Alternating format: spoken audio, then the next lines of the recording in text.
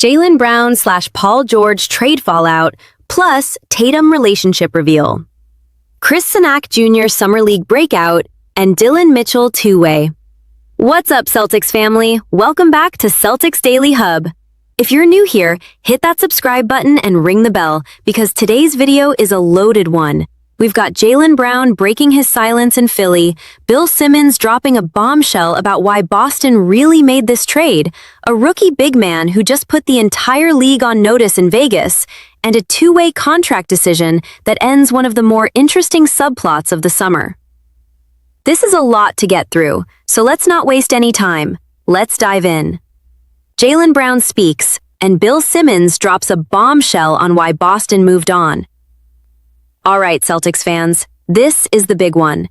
This week, Jaylen Brown was officially introduced as a member of the Philadelphia 76ers, and it did not take long, I mean literally minutes, before questions about Jayson Tatum and the Celtics organization started flying at him. Let's set the stage. Brown sat at the podium of the Francis J. Myers Recreation Center in Philadelphia, and reporters from both cities packed the room. A slew of Boston media members made the trip down just to be there for this moment, and Brown, for his part, came in trying to sound like a man who has already turned the page. He said he's excited to just be himself in this new chapter, and that he's bringing his full effort, his integrity, and his mentality to a Philadelphia team that's chasing a championship. But of course, nobody in that room actually cared about the pleasantries. Everybody wanted to know about Boston. Everybody wanted to know about Tatum. And here's where it gets interesting. Brown was asked directly which part of the trade process felt disrespectful to him, something he had already hinted at during a Twitch stream before this press conference. His answer this time was a lot more guarded. He basically said his mind is completely focused on what's in front of him now, that maybe one day down the line, he'll share the full details of how everything actually went down behind the scenes, but for right now, he has no interest in relitigating it publicly. He said there's a lot of speculation out there, and he doesn't feel the need to add fuel to it. Now here's the part that's going to stick with Celtics fans. Even though Brown never once said the word Celtics out loud during that press conference, his appreciation for Boston still came through.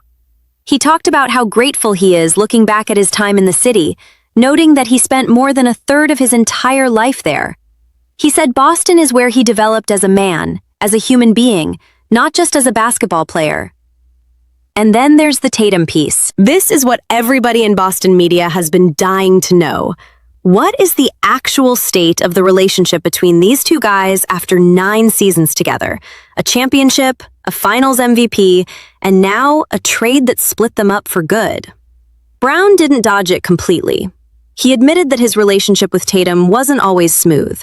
There were ups and downs, like in any relationship, he said. But he was clear that on his end, there's nothing but respect between them. He pointed back to the fact that they won a championship together in 2024 and said that when you win a title with somebody, you'd hope that creates a kind of brotherhood or a legacy that lasts a lifetime.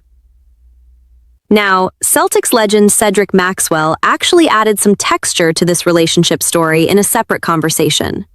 Maxwell recalled the moment Tatum returned from injury against Dallas back in March, and he says he specifically walked up to Brown before that game and told him something important, that Tatum's return was essentially a compliment to Brown himself. Maxwell's point was that if Brown hadn't carried this team and kept them winning during Tatum's absence, Tatum probably would have sat out the entire season instead of rushing back. That's a pretty powerful behind-the-scenes look at how much respect existed within that locker room, even with all the outside noise about tension between the two stars. CLNS Media also broke this down in detail, with Bobby Manning and Gary Washburn going live from Philadelphia right after the presser. Their conversation dug into not just Brown's comments on Tatum, but also the front office's reasoning for making this trade in the first place, weighing both the basketball fit and the financial angle that shaped Boston's decision to move on from a finals MVP. And that brings us to the part of this story that I think is honestly the most fascinating piece of the whole thing. Bill Simmons' explanation for why the Celtics actually pulled the trigger on this deal. Let's be real. On paper, this trade looks rough for Boston. You're trading away a finals MVP, a guy who led the team to a championship in 2024, for an aging Paul George who's now 36 years old. A lot of fans and analysts looked at this and struggled to see the vision behind it. But according to Simmons, who is both a top NBA analyst and a self-described Celtics superfan, this wasn't about disrespecting Brown at all. Simmons explained on SiriusXM NBA radio that the front office genuinely believes Paul George is a better on-court fit next to Jayson Tatum at this stage of Tatum's career. He was pretty blunt that he personally didn't love the trade and wishes it hadn't happened, but he made it clear that Boston's front office saw it differently. They felt it was a better basketball fit, and they wanted some of their other wings to get a chance to play bigger roles with Brown out of the picture. Now let's talk about why that logic actually makes some sense, even if it stings. Jaylen Brown is one of the best two-way guards in this league. Full stop. He spent 10 years in Boston, delivered a championship, and won Finals MVP doing it. Last season, without Tatum in the lineup for a long stretch, Brown actually had arguably his best individual stretch ever. We're talking almost 29 points a game, close to 7 rebounds, over 5 assists, shooting nearly 48% from the field. Elite production. But here's the catch. Despite those gaudy numbers, there were real signs that things weren't fully clicking. Boston blew a 3-1 series lead in the first round, the first time that's ever happened in franchise history.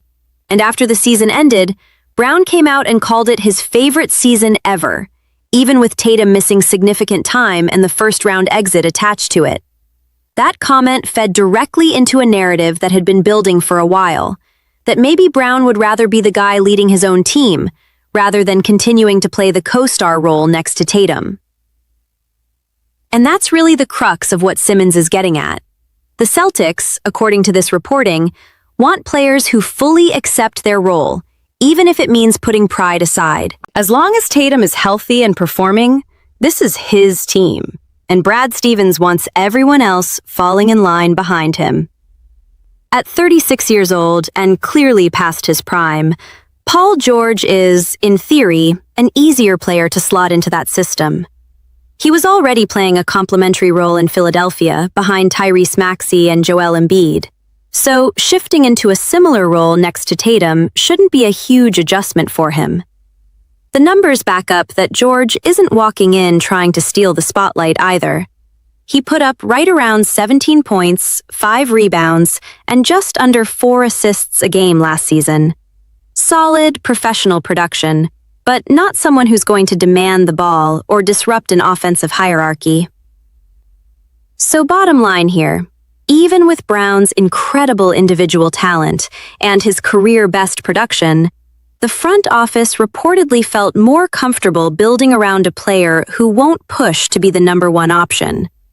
Whether or not that gamble pays off is going to be one of the storylines of the entire NBA season, and you already know we're going to be tracking every single development for you right here on this channel. Meanwhile, over in Golden State, there's a report making noise that the Warriors could have actually put together a package that exceeded what Philadelphia ultimately offered for Brown. If that's true, it's going to add even more fuel to the debate over whether Boston handled this the right way. We'll keep an eye on that story and bring you updates as more details come out. Dillon Mitchell's saga is officially over. He's staying in Boston. All right, one more roster story before we wrap things up today, and this one actually had a little bit of drama attached to it that Celtics fans should know about. Dillon Mitchell, Boston's second-round pick at number 40 overall out of St. John's, is officially signed, sealed, and staying with the Celtics organization after putting pen to paper on a two-way contract. Here's the backstory. Just days before the signing became official, there was real uncertainty about whether Mitchell might actually return to college basketball instead of turning pro. Reports surfaced that an NCAA eligibility ruling could have opened the door for him to go back to St. John's for a 5th collegiate season. And here's the thing, that wasn't just a minor storyline, because staying in college could have been a much more lucrative path for him in the short term. To put it in perspective, Another player who transferred into St. John's this offseason reportedly signed a name, image, and likeness deal worth around $6 million. Compare that to Mitchell's actual two-way contract with Boston, which is worth roughly $678,000. If Mitchell had landed anywhere close to that NIL number, he could have made almost 10 times more money staying in college than he will in his first professional season. But in the end, Mitchell chose the NBA path. And honestly, after what he showed in Las Vegas, it's easy to see why the Celtics wanted to make sure this got done. Over 3 Summer League games, Mitchell averaged 13 points, 5 rebounds, and an impressive 2.7 steals per game, quickly becoming a fan favorite among people watching the Summer League action. He's a 6'8" forward known for elite athleticism and strong defensive instincts. He actually earned a spot on the Big East All-Defensive team during his senior season at St. John's. Now, on the flip side, offense is going to be the bigger question mark. Mitchell never averaged more than about 10 points a game in any of his 4 college seasons, so it remains to be seen how much he'll be able to contribute on that end once he's facing NBA-level competition on a nightly basis. With this signing locked in, Mitchell joins big man Amari Williams as the second player on a two-way contract for Boston this season. And remember, teams are allowed to carry up to 3 two-way players at once. So the Celtics now have exactly 1 more two-way roster spot left to fill as they continue putting the finishing touches on their roster heading into training camp. For a franchise that's had real success developing similar Summer League standouts in recent years, guys like Jordan Walsh, who's since earned a contract extension, and Hugo Gonzalez, who had an impressive rookie debut, there's real reason for optimism that Mitchell could follow a similar developmental path. He'll likely spend a good chunk of his rookie year with the main Celtics in the G League, but the flashes he showed this summer suggest he's got real long-term upside if he continues to round out that offensive game. Chris Cenac Jr. put the entire Summer League on notice. All right, let's shift gears completely because this next story is one of the more exciting developments to come out of this Celtics offseason, and it has nothing to do with trades or drama. It's about a 19-year-old rookie who might have just given Celtics fans their next great development project. I'm talking about Chris Cenac Jr., Boston's first-round pick, number 27 overall out of Houston, who absolutely turned heads at Summer League in Las Vegas. Let's start with the numbers because they're genuinely impressive for a rookie big man in his first taste of professional basketball. Across 4 Summer League games, Cenac averaged 10 points, 8 rebounds, and 3 blocks a game, playing only around 23 minutes a contest. He finished with 11 total blocks over those 4 games, which ranked 4th in the entire Summer League field, and his blocks per game average tied for 7th best among all players. He opened his Summer League debut against the Toronto Raptors with 14 points, 10 rebounds, and 4 blocks, and even hit a corner 3 to force overtime late in the 4th quarter.